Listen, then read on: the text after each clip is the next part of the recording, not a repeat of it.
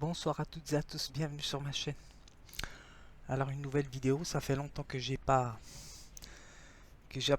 pris mon fauteuil, donc je vais j'ai fait un petit texte là pour changer, un texte que on va dire que j'ai écrit. Donc voilà, je me mets un petit peu à l'écriture. Comme je suis pas un grand adepte à l'écriture, donc je m'y mets un petit peu quoi. Donc voilà, selon mes moyens. Alors j'ai fait un texte, je l'ai intitulé Courage, la mort est inconnue. Donc voilà. Il se base sur le sur mon inspiration, sur ce que j'ai lu sur Spinoza, quoi, à peu près, quoi.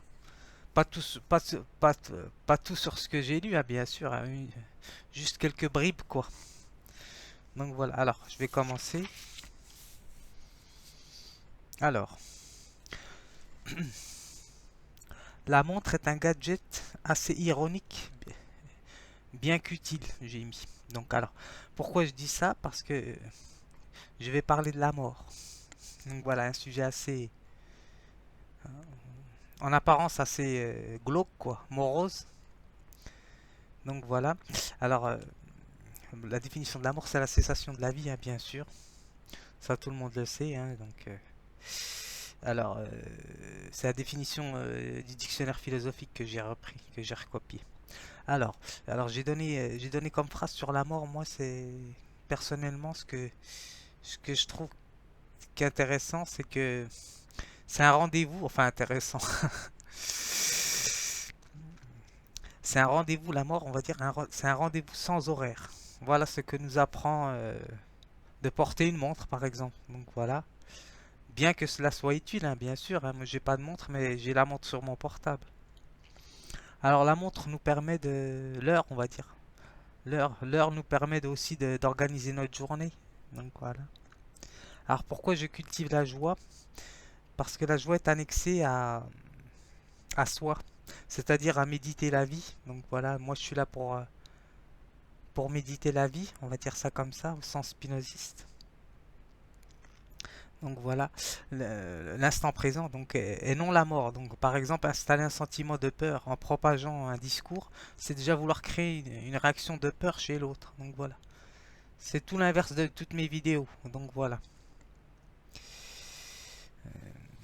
Et c'est une sensation de crainte, on va dire c'est la figure du théologien chez Spinoza, hein, dans le traité théologie politique, il parle beaucoup de ça.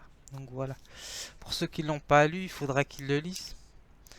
Alors, qu'on retrouve dans certains discours, hein, comme j'ai dit, hein, en 2019.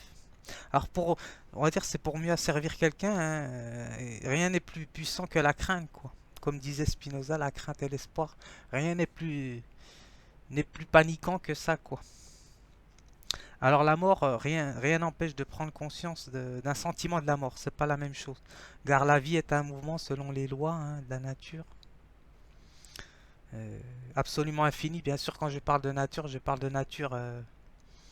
Ça dure la forêt, les montagnes, les oiseaux, tout ce qui a trait à la vie, à la joie, à l'harmonie. Donc voilà. Malgré toutes les violences qu'il y a, quoi. Donc voilà, ça c'est sûr que on peut pas faire fi de ça. Alors la triade de l'être est amour, sécurité, besoin d'expansion. Donc calqué au modèle de la nature, hein, construction, destruction et création. Nous ne pouvons pas penser la mort tant que nous sommes là.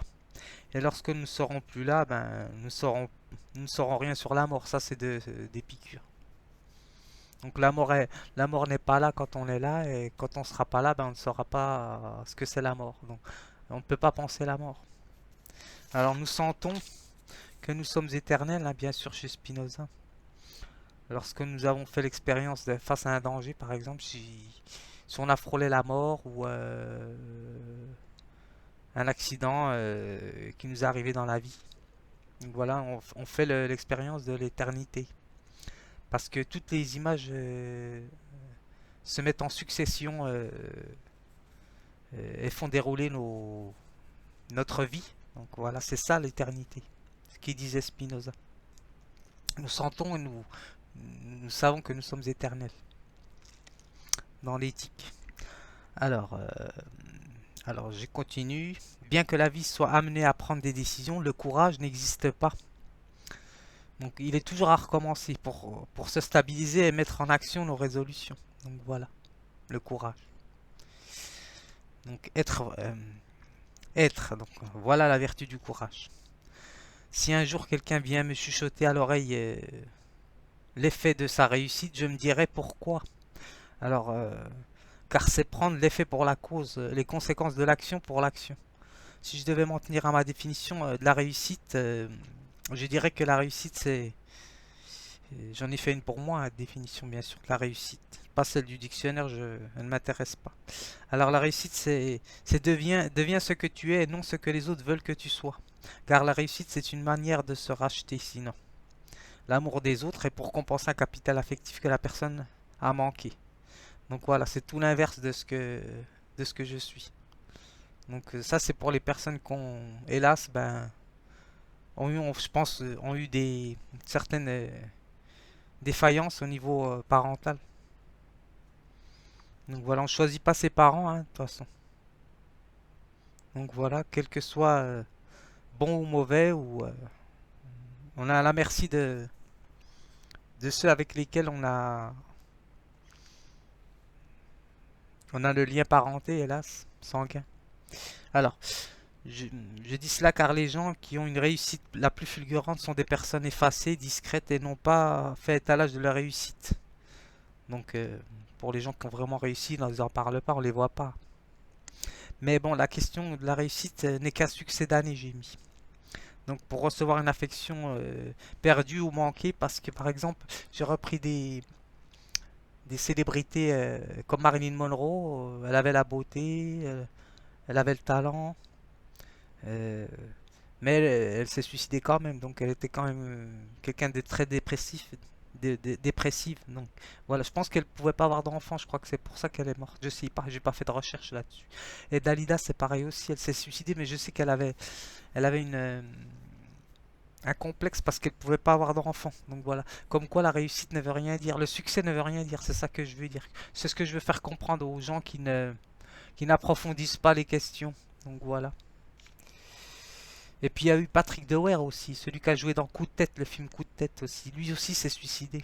J'aimais beaucoup cet acteur. Donc voilà. Je vais pas dire petite vidéo, je vais dire vidéo euh, enthousiasmante pour, euh, pour relever le défi de la mort. Voilà. À bientôt.